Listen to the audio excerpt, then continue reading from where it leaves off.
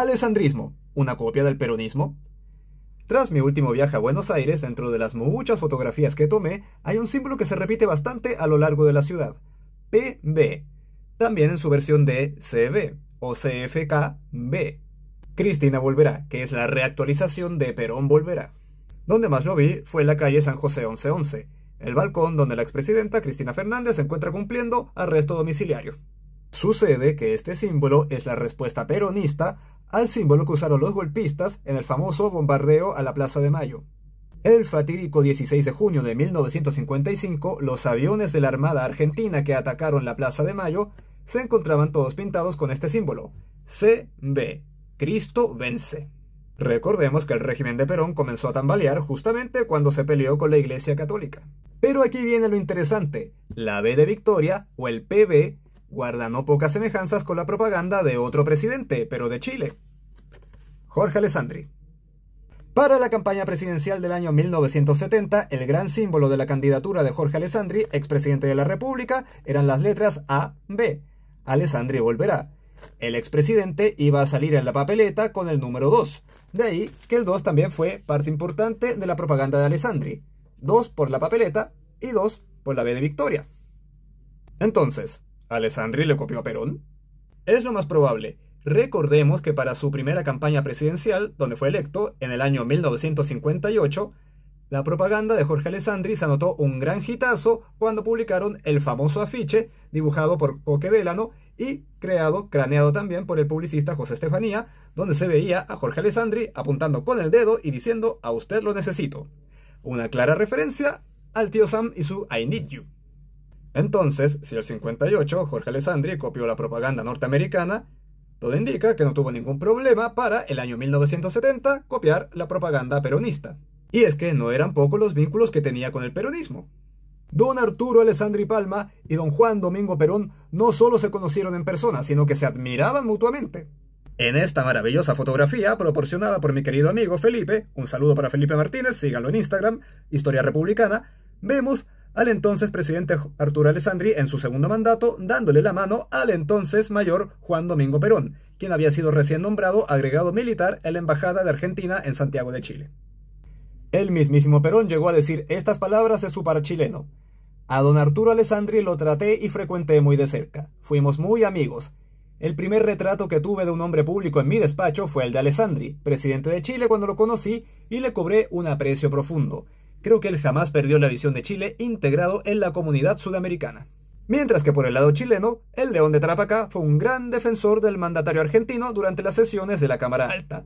Entre populistas se entendían. Si bien don Arturo Alessandri Palma murió en el año 1950, el presidente Perón mantuvo un importante vínculo con su familia.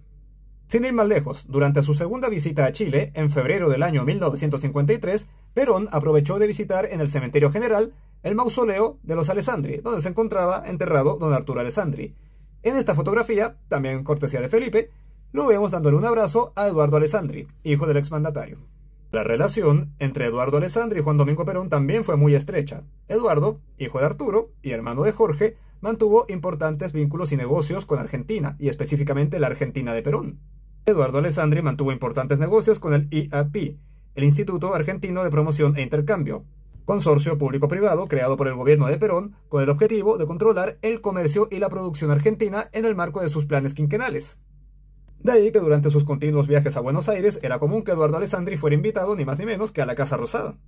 Con Jorge Alessandri, Perón también intercambió correspondencia, y es más, se sabe que cuando fue electo presidente de Chile en el año 58, Perón no solo se alegró, sino que le auguró un brillante futuro al ser hijo del León. Pero volvamos a la propaganda, posiblemente el primer caso de copia o inspiración de la propaganda del clan Alessandri en la propaganda peronista la podemos ver en otro candidato, pero del año 52, Arturo Mate Larraín. Cuñado de Jorge Alessandri, Arturo Mate se postuló a la presidencia de la República como candidato de derecha en el año 52 con el eslogan de "El primer trabajador de Chile". El primer trabajador. ¿Dónde han oído eso antes?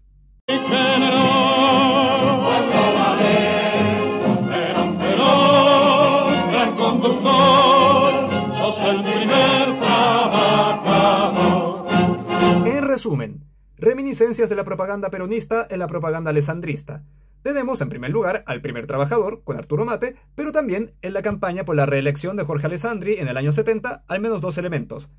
Primero, el número 2, con los dedos, o también letra B, y segundo, el uso de dos letras, donde la primera letra es la inicial del candidato y la segunda letra es la B corta. La B corta del verbo volver. En el caso de Perón era Perón vuelve, y en el caso de Alessandri, Alessandri volverá.